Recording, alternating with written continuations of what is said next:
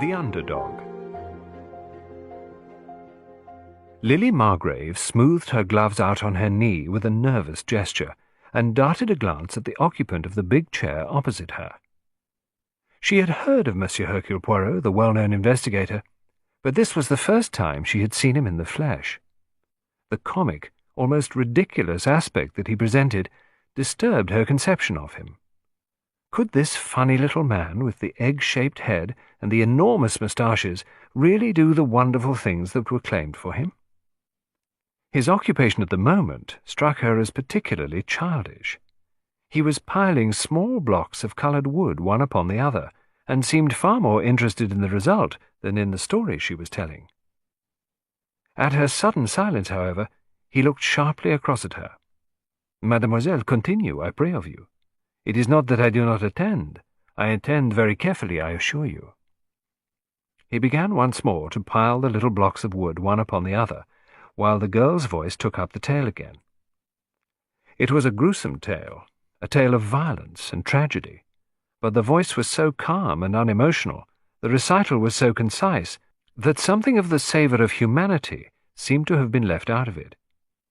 She stopped at last. "I hope," she said anxiously, "that I have made everything clear." Poirot nodded his head several times in emphatic assent. Then he swept his hand across the wooden blocks, scattering them over the table, and leaned back in his chair, his fingertips pressed together and his eyes on the ceiling. He began to recapitulate. Sir Reuben Astwell was murdered 10 days ago, on Wednesday, the day before yesterday. His nephew, Charles Levison, was arrested by the police. The facts against him, as far as you know, are— you will correct me if I am wrong, mademoiselle. Sir Reuben was sitting up late writing in his own special sanctum, the tower room. Mr. Levison came in late, letting himself in with a latchkey. He was overheard quarrelling with his uncle by the butler, whose room is directly below the tower room. The quarrel ended with a sudden thud, as of a chair being thrown over, and a half-smothered cry. The butler was alarmed, and thought of getting up to see what was the matter. But as a few seconds later he heard Mr. Levison leave the room, gaily whistling a tune, he thought nothing more of it. On the following morning, however, a housemaid discovered Sir Reuben dead by his desk. He had been struck down by some heavy instrument. The butler, I gather, did not at once tell his story to the police. Well, that was natural, I think, mademoiselle?" The sudden question made Lily Margrave start. "I beg your pardon?" she said. "One looks for humanity in these matters, does one not?" said the little man. "As you recited the story to me, so admirably, so concisely, you made of the actors in the drama machines, puppets. But me, I always look for human nature. I say to myself, this butler, what did you say his name was? His name is Parsons. This Parsons, then. He will have the characteristics of his class. He will object very strongly to the police. He will tell them as little as possible. Above all, he will say nothing that might seem to incriminate a member of the household. A housebreaker, a burglar, he will cling to that idea with all the strength of extreme obstinacy. Yes, the loyalties of the servant class are an interesting study." He leaned back, beaming. "In the meantime," he went on, "everyone in the household has told his or her tale. Mr. Levison among the rest, and his tale was that he had come in late and gone up to bed without seeing his uncle. Well, that is what he said. And no one saw reason to doubt that tale," mused Poirot, "except, of course, Parsons. Then there comes down an inspector from Scotland Yard. Inspector Miller, you said, did you not? I know him. I have come across him once or twice in the past. He is what they call the sharp man, the ferret, the weasel." "Yes, I know him." "And the sharp Inspector Miller, he sees what the local inspector has not seen, that Parsons is ill at ease and uncomfortable, and knows something that he has not told. Eh bien, he makes short work of Parsons. By now it has been clearly proved that no one broke into the house that night, that the murderer must be looked for inside the house and not outside. And Parsons is unhappy and frightened, and feels very relieved to have his secret knowledge drawn out of him. He has done his best to avoid scandal. But there are limits, and so Inspector Miller listens to Parsons' story and asks a question or two, and then makes some private investigations of his own. The case he builds up is very strong, very strong. Blood-stained fingers rested on the corner of the chest in the tower room, and the fingerprints were those of Charles Leveson. The housemaid told him she emptied a basin of blood-stained water in Mr. Leveson's room the morning after the crime. He explained to her that he had cut his finger, and he had a little cut there, oh yes, but such a very little cut. The cuff of his evening shirt had been washed, but they found blood-stains in the sleeve of his coat. He was hard-pressed for money, and he inherited money at Sir Reuben's death. Oh yes, a very strong case, mademoiselle. He paused. And yet you come to me today. Lily Margrave shrugged her slender shoulders. As I told you, Monsieur Poirot, Lady Astwell sent me. You would not have come of your own accord, eh? The little man glanced at her shrewdly. The girl did not answer. You do not reply to my question. Lily Margrave began smoothing her gloves again. It's rather difficult for me, Mr. Poirot. I have my loyalty to Lady Astwell to consider. Strictly speaking, I am only her paid companion, but she has treated me more as though I were a daughter or a niece. She has been extraordinarily kind, and whatever her faults, I should not like to appear to criticize her actions, or, well, to prejudice you against taking up the case. Impossible to prejudice Hercule Poirot. Cela ne se fait pas, declared the little man cheerily. I perceive that you think Lady Astwell has in her bonnet the buzzing bee. Come now, is it not so? If I must say, speak, mademoiselle. I think the whole thing is simply silly. It strikes you like that, huh? I don't want to say anything against Lady Astwell. I comprehend, murmured Poirot gently. I comprehend perfectly. His eyes invited her to go on. She really is a very good sort, and frightfully kind, but she isn't, well, how can I put it? She isn't an educated woman. You know, she was an actress when Sir Reuben married her, and she has all sorts of prejudices and superstitions. If she says a thing, it must be so, and she simply won't listen to reason. The inspector was not very tactful with her, and it put her back up. She says it is nonsense to suspect Mr. Leveson, and just the sort of stupid, pig-headed mistake the police would make, and that, of course, dear Charles did not do it. But she has no reason, eh? None whatever. Ah, is that so? Really now? I told her, said Lily, that it would be no good coming to you with a mere statement like that and nothing to go on. You told her that, said Poirot. Did you really? That is interesting. His eyes swept over Lily Margrave in a quick, comprehensive survey, taking in the details of her neat black suit, the touch of white at her throat, and the smart little black hat. He saw the elegance of her, the pretty face with its slightly pointed chin, and the dark blue, long-lashed eyes. Insensibly, his attitude changed. He was interested now, not so much in the case, as in the girl sitting opposite him.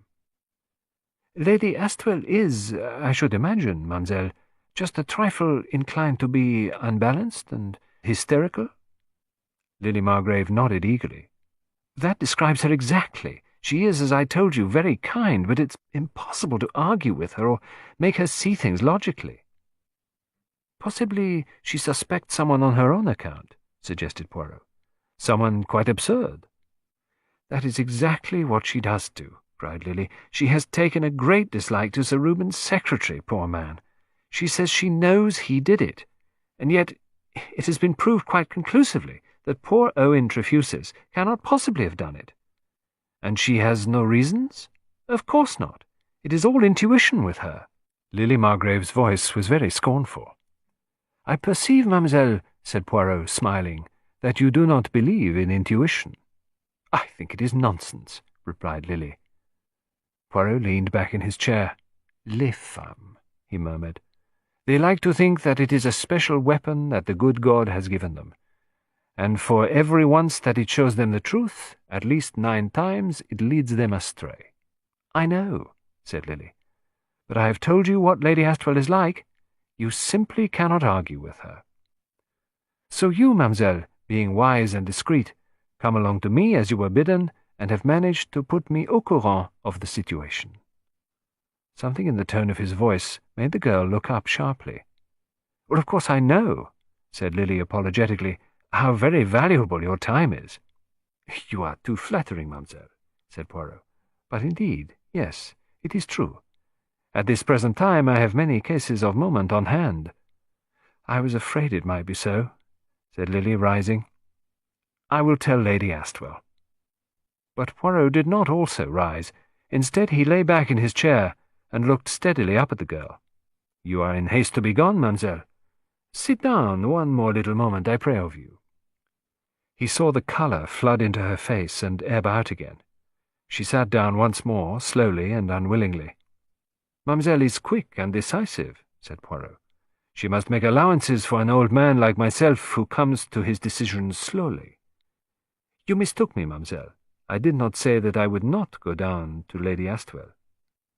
"You will come, then?" The girl's tone was flat. She did not look at Poirot, but down at the ground, and so was unaware of the keen scrutiny with which he regarded her. "Tell Lady Astwell, mademoiselle, that I am entirely at her service. I will be at Montrepos, is it not? This afternoon." He rose. The girl followed suit. I will tell her. It's very good of you to come, Monsieur Poirot. I am afraid, though, you will find you have been brought on a wild goose chase." "Very likely, but who knows?" He saw her out with punctilious courtesy to the door. Then he returned to the sitting-room, frowning, deep in thought. Once or twice he nodded his head. Then he opened the door and called to his valet. "My good George, prepare me, I pray of you, a little valise. I go down to the country this afternoon." "Very good, sir," said George. He was an extremely English-looking person, tall, cadaverous, and unemotional. "A young girl is a very interesting phenomenon, George," said Poirot, as he dropped once more into his armchair and lighted a tiny cigarette.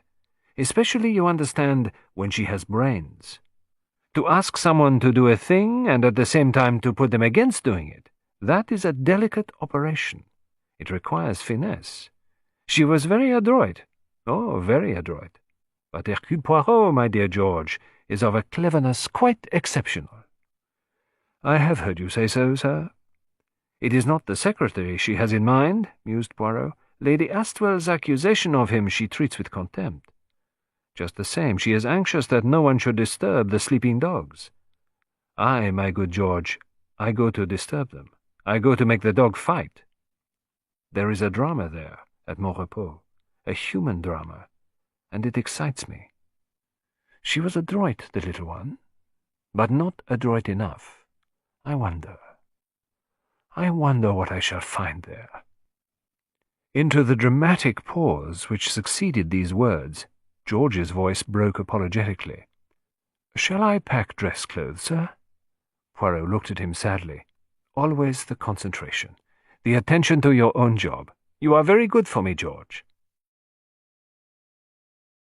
When the 4:55 drew up at Abbott's Cross Station, there descended from it Monsieur Hercule Poirot. Very neatly and foppishly attired, his moustaches waxed to a stiff point. He gave up his ticket, passed through the barrier, and was accosted by a tall chauffeur. "Monsieur Poirot?" The little man beamed upon him. "That is my name." "This way, sir, if you please." He held open the door of the big Rolls-Royce. The house was a bare 3 minutes from the station. The chauffeur descended once more and opened the door of the car, and Poirot stepped out. The butler was already holding the front door open. Poirot gave the outside of the house a swift appraising glance before passing through the open door. It was a big, solidly built red brick mansion, with no pretensions to beauty, but with an air of solid comfort. Poirot stepped into the hall. The butler relieved him deftly of his hat and overcoat, then murmured with that deferential undertone only to be achieved by the best servants, "Her ladyship is expecting you, sir." Poirot followed the butler up the soft-carpeted stairs. This, without doubt, was Parsons, a very well-trained servant, with a manner suitably devoid of emotion. At the top of the staircase he turned to the right along a corridor.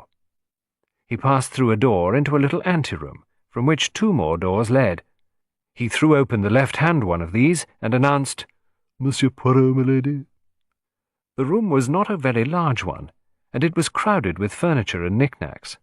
A woman dressed in black got up from the sofa and came quickly towards Poirot. "Monsieur Poirot," she said with an outstretched hand. Her eye ran rapidly over the dandified figure. She paused a minute, ignoring the little man's bow over her hand and his murmured "Madame," and then, releasing his hand after a sudden vigorous pressure, she exclaimed, "I believe in small men. They are the clever ones." "Inspector Miller," murmured Poirot, "is, I think, a tall man." "He's a bumptious idiot," said Lady Astwell. "Sit down here by me, will you, Monsieur Poirot?" She indicated the sofa and went on, "Lily did her best to put me off sending for you, but I have not come to my time of life without knowing my own mind." "A rare accomplishment," said Poirot, as he followed her to the settee. Lady Astwell settled herself comfortably among the cushions and turned so as to face him. "Lily is a dear girl," said Lady Astwell, "but she thinks she knows everything. And as often as not, in my experience, those sort of people are wrong. I am not clever, Monsieur Poirot. I never have been.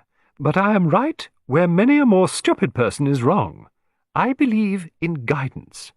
Now, do you want me to tell you who is the murderer, or do you not? A woman knows, Monsieur Poirot." "Does Miss Margrave know?" "What did she tell you?" asked Lady Astwell sharply. "She gave me the facts of the case." "The facts? Oh, well, of course they are dead against Charles. But I tell you, Monsieur Poirot, he didn't do it. I know he didn't do it."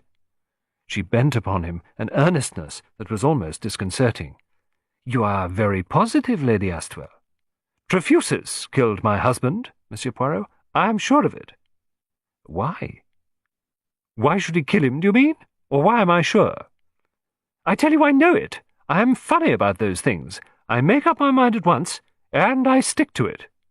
"Did Mr. Trefusis benefit in any way by Sir Reuben's death?" "Never left him a penny," returned Lady Astwell promptly. "Now that shows you dear Reuben couldn't have liked or trusted him." "Had he been with Sir Reuben long, then?" "Close on 9 years." "That is a long time," said Poirot softly. "A very long time to remain in the employment of one man." "Yes. Mr. Trefusis, he must have known his employer well." Lady Astwell stared at him. "What are you driving at? I don't see what that has to do with it." "I was following out a little idea of my own," said Poirot. "A little idea not interesting, perhaps, but original, on the effects of service." Lady Astwell still stared. "You are very clever, aren't you?" she said in rather a doubtful tone. "Everybody says so." Hercule Poirot laughed. "Perhaps you shall pay me that compliment too, madame, one of these days. But let us return to the motive. Tell me now of your household, of the people who were here in the house on the day of the tragedy." "Well, there was Charles, of course." "He was your husband's nephew, I understand, not yours." "Yes. Charles was the only son of Reuben's sister. She married a comparatively rich man, but one of those crashes came, they do in the city, and he died, and his wife too, and Charles came to live with us. He was 23 at the time, and going to be a barrister. But when the trouble came, Reuben took him into his office." "He was industrious, Monsieur Charles?" "I like a man who's quick on the uptake," said Lady Astwell with a nod of approval. "No, that's just the trouble. Charles was not industrious. He was always having rows with his uncle over some muddle or other that he had made. Not that poor Reuben was an easy man to get on with. Many's the time I've told him he had forgotten what it was to be young himself. He was very different in those days, Mr. Poirot." Lady Astwell heaved a sigh of reminiscence. "Changes must come, madame," said Poirot. "It is the law." "Still," said Lady Astwell, "he was never really rude to me. At least, if he was always sorry afterwards. Poor dear Reuben." "He was difficult, eh?" said Poirot. "I could always manage him," said Lady Astwell with the air of a successful lion-tamer. "But it was rather awkward sometimes when he would lose his temper with the servants. There are ways of doing that, and Reuben's was not the right way." "How exactly did Sir Reuben leave his money, Lady Astwell?" "Well, half to me and half to Charles," replied Lady Astwell promptly. "The lawyers don't put it simply like that, but that's what it amounts to." Poirot nodded his head. I see, he murmured. Now, Lady Astwell, I will demand of you that you will describe to me the household.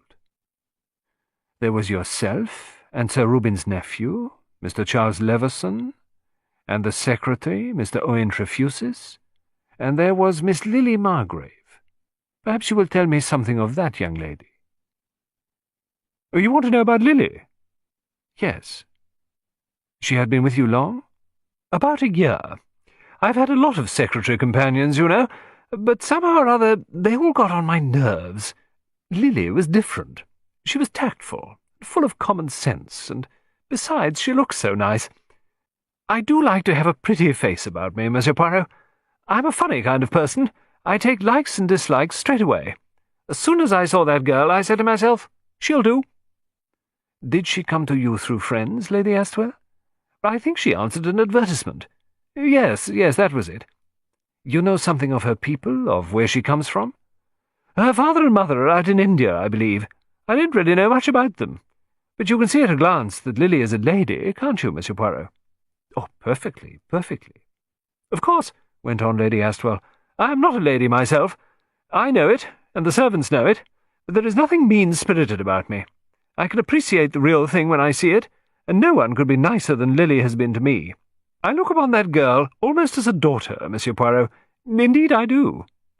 Poirot's right hand strayed out and straightened one or two of the objects lying on a table near him.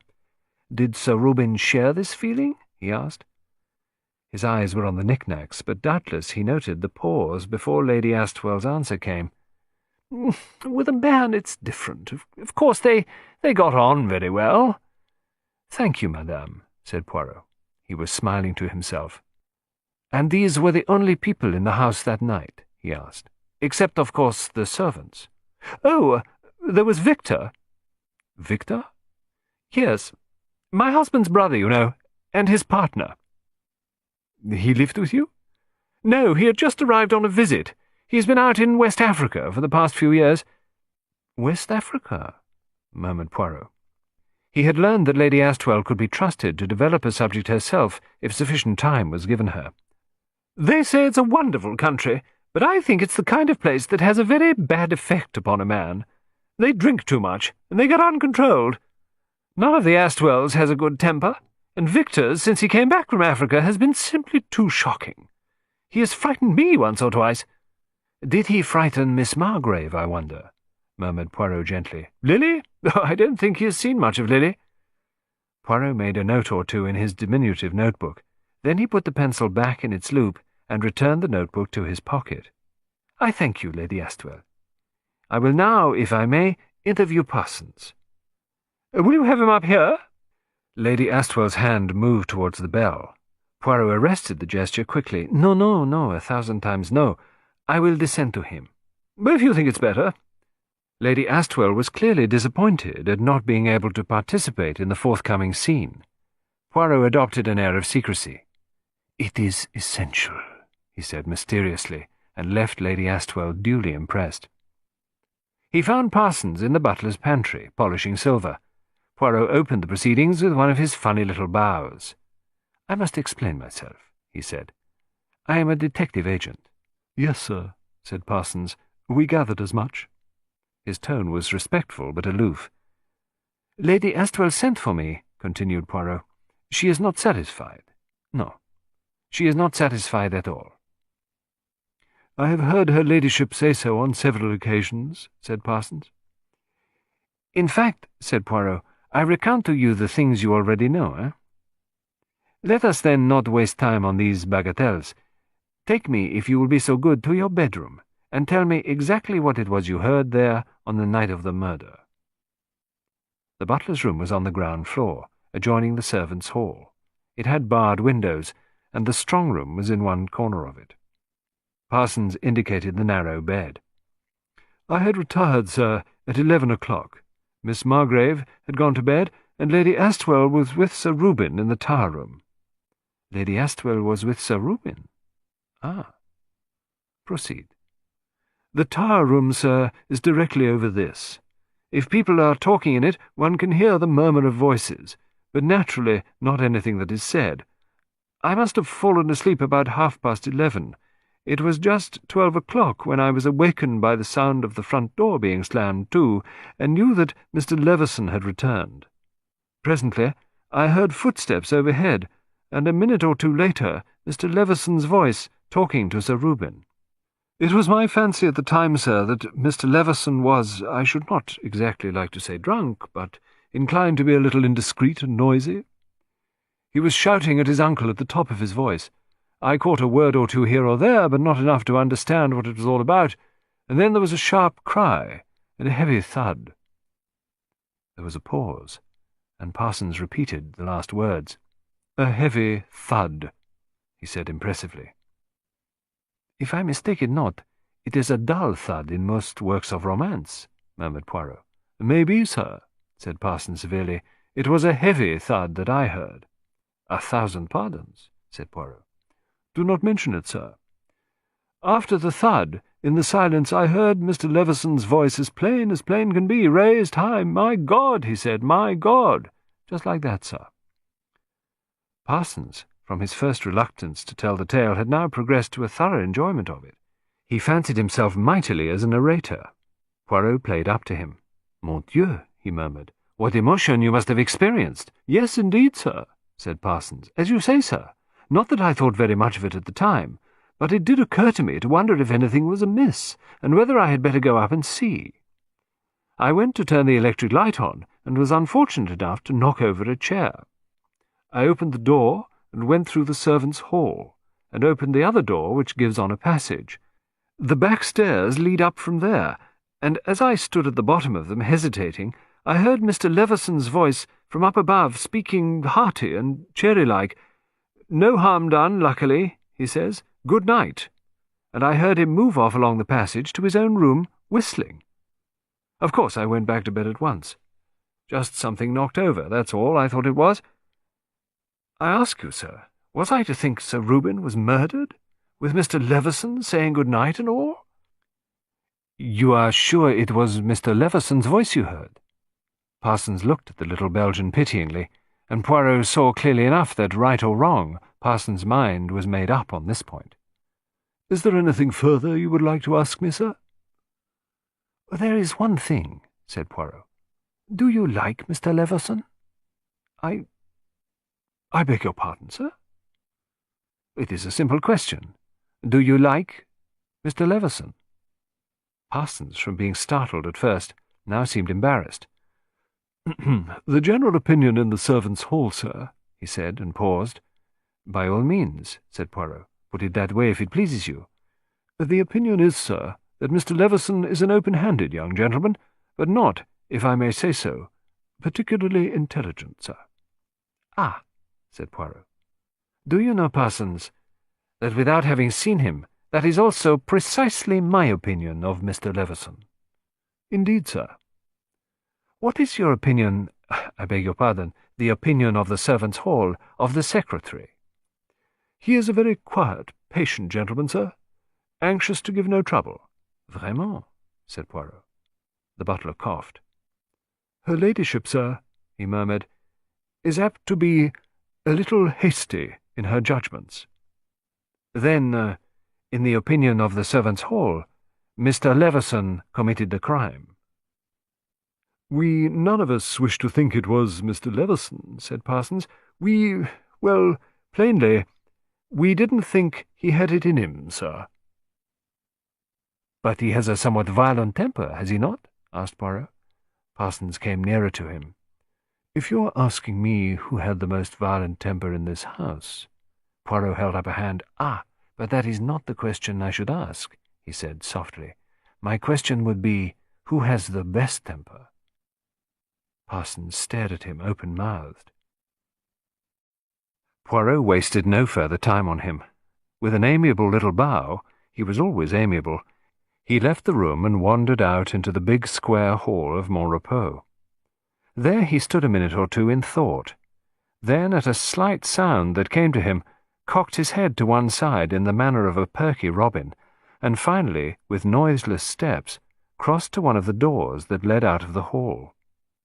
He stood in the doorway, looking into the room, a small room furnished as a library, At a big desk at the farther end of it sat a thin, pale young man busily writing.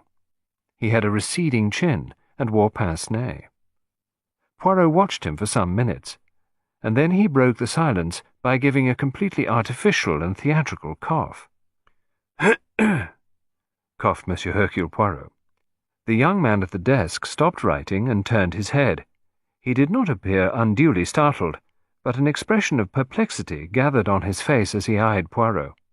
The latter came forward with a little bow. "I have the honour of speaking to Monsieur Trefusis, yes?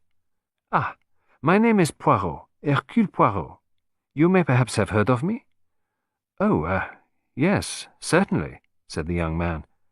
Poirot eyed him attentively. Owen Trefusis was about 33 years of age, and the detective saw at once why nobody was inclined to treat Lady Astwell's accusation seriously.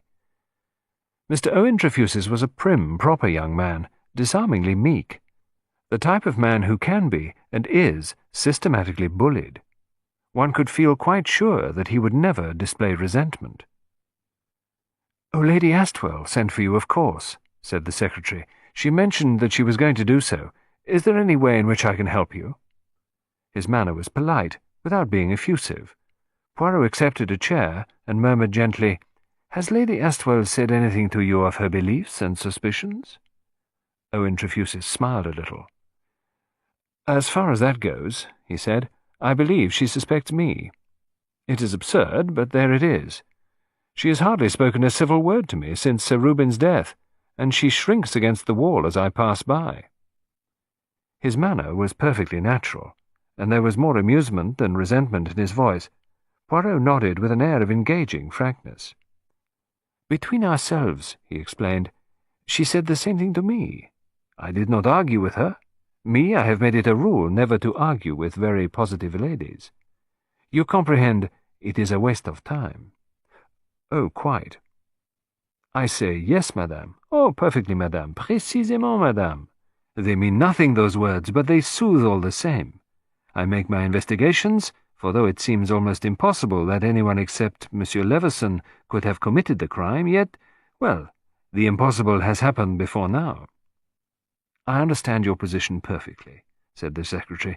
"Please regard me as entirely at your service." "Bon," said Poirot. "We understand one another. Now, recount to me the events of that evening. Better start with dinner." "Leveson was not at dinner, as you doubtless know," said the secretary. "He had a serious disagreement with his uncle, and went off to dine at the golf club. Sir Reuben was in a very bad temper in consequence." "Not too amiable, ce monsieur, hein?" hinted Poirot delicately. Trefusis laughed. "Oh, he was a Tartar. I haven't worked with him for 9 years without knowing most of his little ways. He was an extraordinarily difficult man, Monsieur Poirot. He would get into childish fits of rage and abuse anybody who came near him. I was used to it by that time. I got into the habit of paying absolutely no attention to anything he said. He was not bad-hearted, really, but he could be most foolish and exasperating in his manner. The great thing was never to answer him back."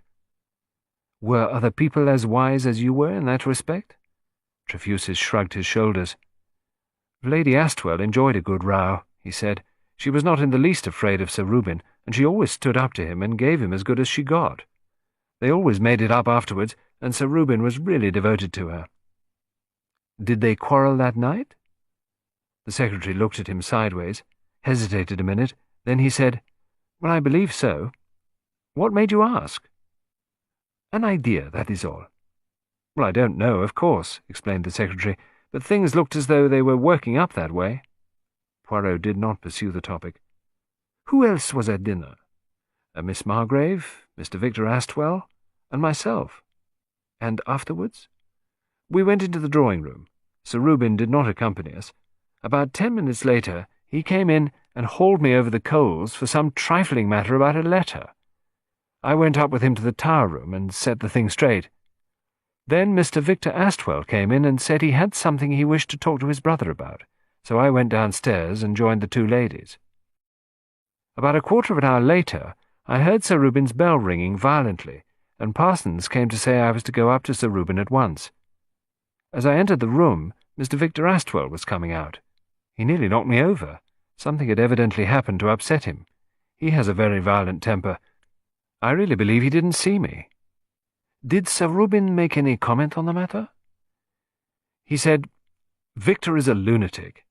He will do for somebody some day when he is in one of these rages.'" "Ah," said Poirot. "Have you any idea what the trouble was about?" "I couldn't say at all." Poirot turned his head very slowly and looked at the secretary. These last words had been uttered too hastily. He formed the conviction that Trefusis could have said more had he wished to do so. But once again Poirot did not press the question. "And then? Proceed, I pray of you." "I worked with Sir Reuben for about an hour and a half. At 11 o'clock Lady Astwell came in, and Sir Reuben told me I could go to bed." "And you went?" "Yes." "Have you any idea how long she stayed with him?" "None at all. Her room is on the first floor, and mine is on the second, so I would not hear her go to bed." "I see." Poirot nodded his head once or twice and sprang to his feet. "And now, monsieur, take me to the tower room." He followed the secretary up the broad stairs to the first landing. Here Trefusis led him along the corridor and through a baize door at the end of it, which gave on the servants' staircase and on a short passage that ended in a door. They passed through this door and found themselves at the scene of the crime. It was a lofty room twice as high as any of the others, and was roughly about 30 feet square. Swords and assegais adorned the walls, and many native curios were arranged about on tables. At the far end, in the embrasure of the window, was a large writing table. Poirot crossed straight to it. "It was here Sir Reuben was found?" Trefusis nodded. "He was struck from behind, I understand." Again the secretary nodded. "The crime was committed with one of those native clubs," he explained, "a tremendously heavy thing. Death must have been practically instantaneous. That strengthens the conviction that the crime was not premeditated. A sharp quarrel, and the weapon snatched up almost unconsciously." "Yes, it does not look well for poor old Leveson. And the body was found fallen forward on the desk?" "No, it had slipped sideways to the ground." "Ah," said Poirot. "That is curious." "Why curious?" asked the secretary. "Because of this." Poirot pointed to a round, irregular stain on the polished surface of the writing-table. "That is a blood-stain, mon ami." "It may have spattered there," suggested Trefusis, "or it may have been later, when they moved the body." Very possibly," said the little man. "There is only the one door to this room?" "Well, there is a staircase here." Trefusis pulled aside a velvet curtain in the corner of the room nearest the door, where a small spiral staircase led upwards. "This place was originally built by an astronomer. The stairs led up to the tower where the telescope was fixed. Sir Reuben had the place fitted up as a bedroom, and sometimes slept there if he was working very late." Poirot went nimbly up the stairs. The circular room upstairs was plainly furnished, with a camp bed, a chair, and a dressing-table. Poirot satisfied himself that there was no other exit, and then came down again to where Trefusis stood waiting for him. "Did you hear Mr. Leveson come in?" he asked. Trefusis shook his head. "I was fast asleep by that time." Poirot nodded. He looked slowly round the room. "Eh bien," he said at last, "I do not think there is anything further here, unless, perhaps, you would be so kind as to draw the curtains." Obediently, Trefusis pulled the heavy black curtains across the window at the far end of the room. Poirot switched on the light, which was masked by a big alabaster bowl hanging from the ceiling. "There was a desk light?" he asked. For reply, the secretary clicked on a powerful green-shaded hand lamp, which stood on the writing-table. Poirot switched the other light off, then on, then off again. "C'est bien. I have finished here." "Dinner is at 7:30, murmured the secretary. "I thank you, Monsieur Trefusis, for your many amiabilities." "Not at all." Poirot went thoughtfully along the corridor to the room appointed for him. The inscrutable George was there laying out his master's things. "My good George," he said presently, "I shall, I hope, meet at dinner a certain gentleman who begins to intrigue me greatly. A man who has come home from the tropics, George, with a tropical temper, so it is said. A man whom Parsons tries to tell me about, and whom Lily Margrave does not mention. The late Sir Reuben had a temper of his own, George.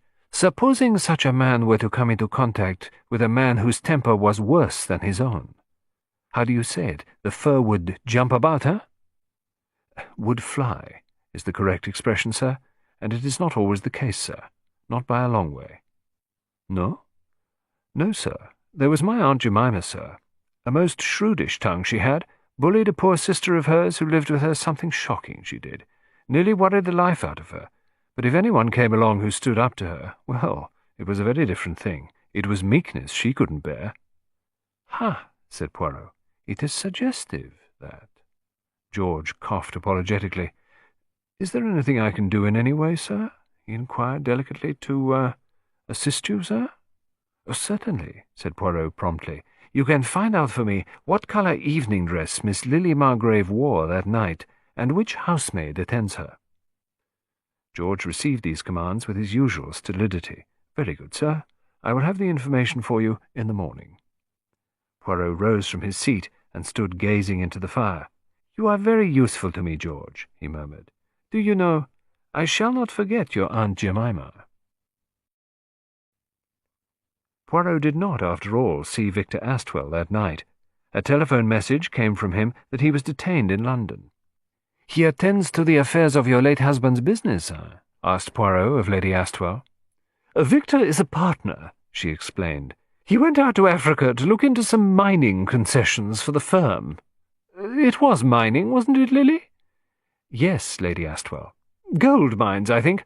Or was it copper or tin? You ought to know, Lily. You were always asking Reuben questions about it all. Oh, do be careful, dear. You'll have that vase over. It's dreadfully hot in here with the fire, said the girl. Shall I open the window a little? If you like, dear, said Lady Astwell placidly. Poirot watched while the girl went across to the window and opened it. She stood there a minute or two, breathing in the cool night air. When she returned and sat down in her seat, Poirot said to her politely, So, Mademoiselle is interested in mines? Oh, not really, said the girl indifferently. I listened to Sir Reuben, but I don't know anything about the subject. You pretended very well, then, said Lady Astwell. Poor Reuben actually thought you had some ulterior motive in asking all those questions. The little detective's eyes had not moved from the fire, into which he was steadily staring, but nevertheless he did not miss the quick flush of vexation on Lily Margrave's face. Tactfully, he changed the conversation. When the hour for good nights came, Poirot said to his hostess, May I have just 2 little words with you, madame? Lily Margrave vanished discreetly. Lady Astwell looked inquiringly at the detective. You were the last person to see Sir Reuben alive that night. She nodded. Tears sprang into her eyes, and she hastily held a black-edged handkerchief to them. Do not distress yourself, I beg of you, do not distress yourself. It's all very well, Monsieur Poirot, but I can't help it. I am a triple imbecile thus to vex you. No, go on. What were you going to say? It was about 11 o'clock, I fancy, when you went into the tower room, and Sir Reuben dismissed Mr. Trefusis. Is that right? Well, it must have been about then. How long were you with him?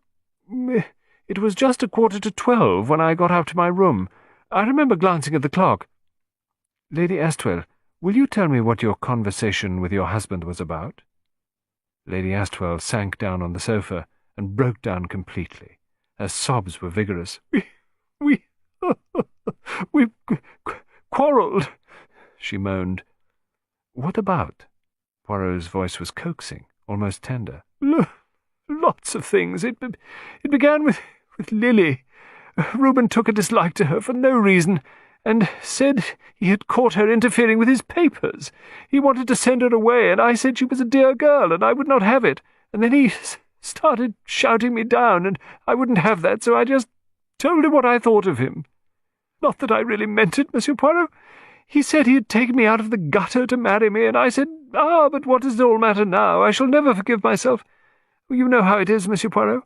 I always did say a good row clears the air, and how was I to know somebody was going to murder him that very night? Poor old Reuben. Poirot had listened sympathetically to all this outburst. "I have caused you suffering," he said. "I apologize. Let us now be very businesslike, very practical, very exact. You still cling to your idea that Mr. Trefusis murdered your husband?" Lady Astwell drew herself up. "A woman's instinct, Monsieur Poirot," she said solemnly, "never lies." "Exactly, exactly," said Poirot. "But when did he do it?" "When? Well, after I left him, of course."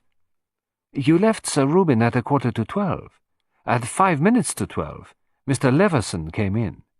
In that 10 minutes, you say the secretary came along from his bedroom and murdered him?" "But it is perfectly possible." "So many things are possible," said Poirot. "It could be done in 10 minutes. Oh, yes, but was it?" "Well, of course he says he was in bed and fast asleep," said Lady Astwell. "But who is to know if he was or not?" "Nobody saw him about," Poirot reminded her. "Everybody was in bed and fast asleep," said Lady Astwell triumphantly. "Of course nobody saw him." "I wonder," said Poirot to himself. A short pause. "Eh bien, Lady Astwell, I wish you good night." George deposited a tray of early morning coffee by his master's bedside. "Miss Margrave, sir, wore a dress of light green chiffon on the night in question. Thank you, George. You are most reliable. The third housemaid looks after Miss Margrave, sir. Her name is Gladys." "Thank you, George. You are invaluable." "Not at all, sir." "It is a fine morning," said Poirot, looking out of the window, "and no one is likely to be astir very early. I think, my good George, that we shall have the tower room to ourselves if we proceed there to make a little experiment." "You need me, sir?" "The experiment," said Poirot, "will not be painful." The curtains were still drawn in the tower room when they arrived there. George was about to pull them when Poirot restrained him. "We will leave the room just as it is. Turn on the desk lamp." The valet obeyed. "Now, my good George, sit down in that chair. Dispose yourself as though you were writing.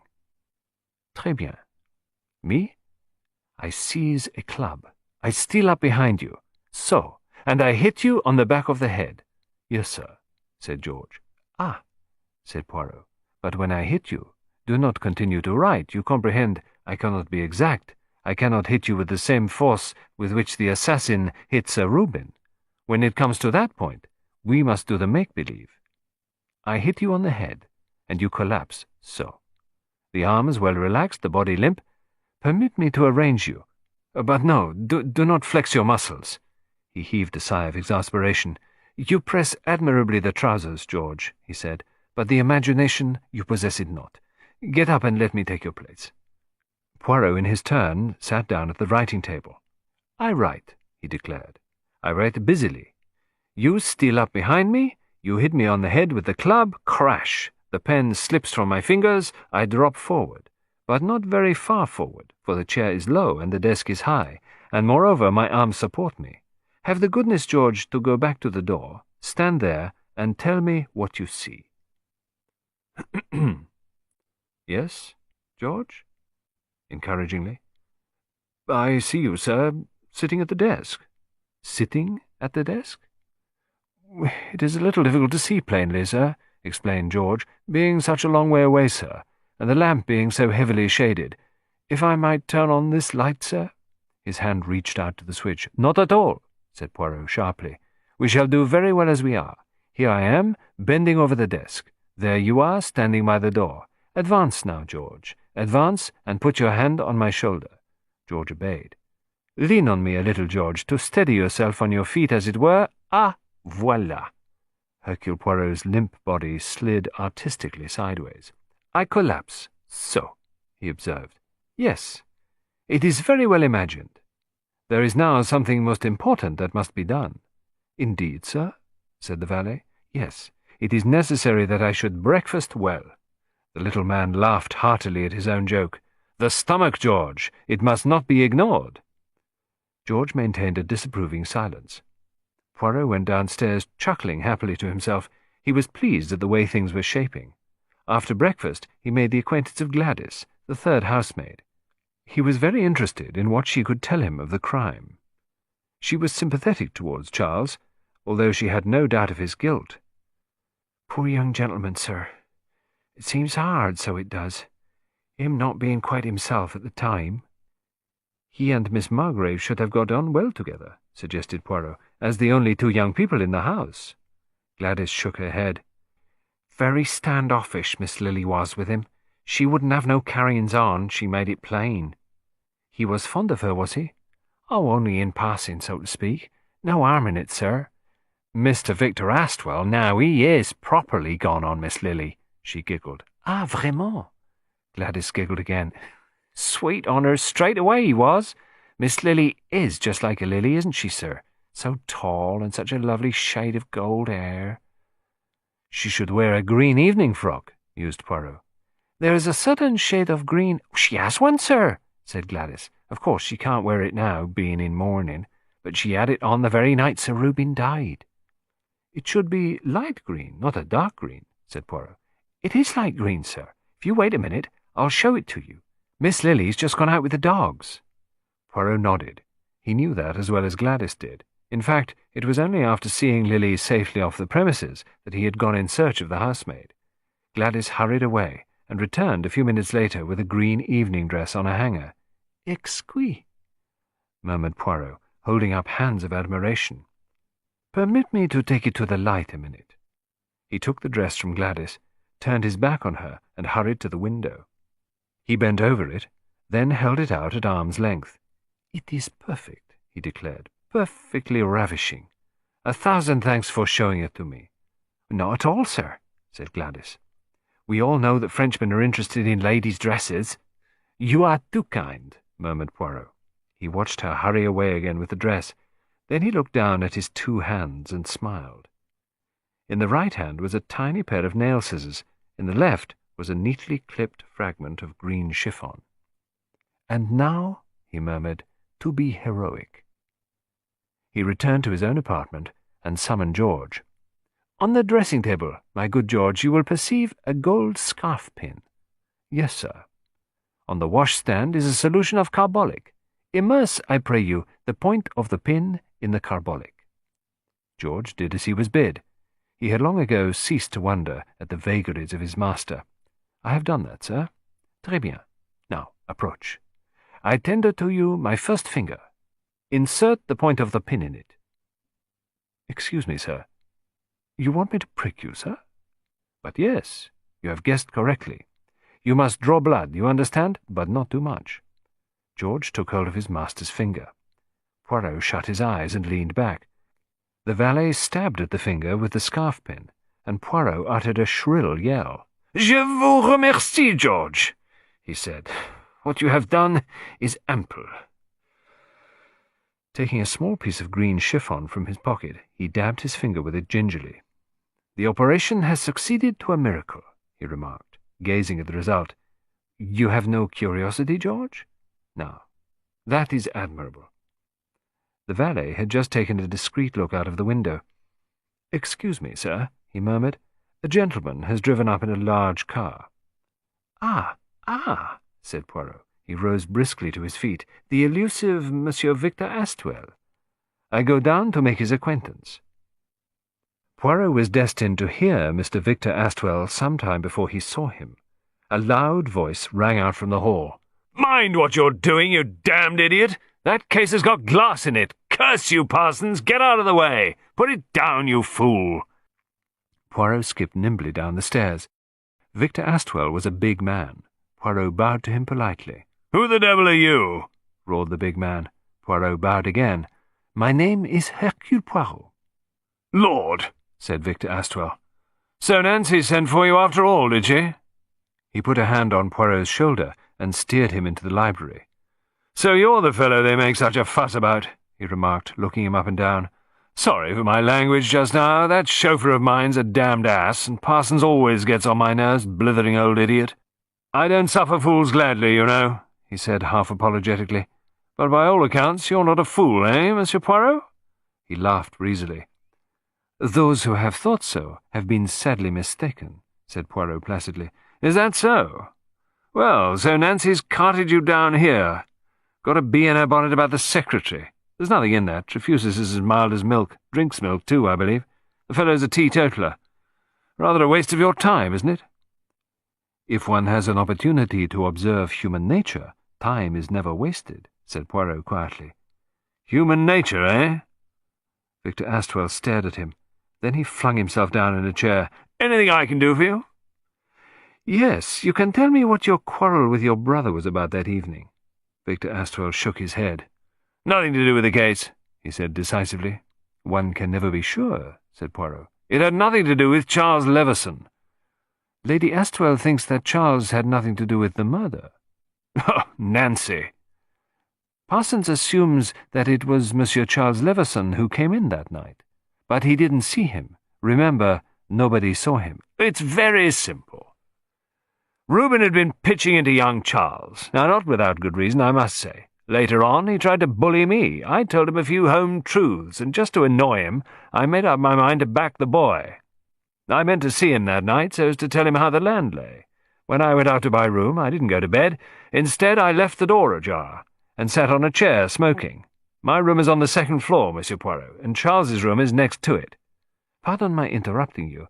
Mr. Trefusis, he too sleeps on that floor. Astwell nodded. Yes, his room is just beyond mine. Nearer the stairs? No, the other way.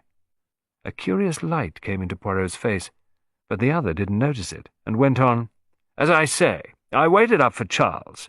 I heard the front door slam, as I thought, about 5 minutes to 12, but there was no sign of Charles for about 10 minutes. When he did come up the stairs, I saw that it was no good tackling him that night. He lifted his elbow significantly.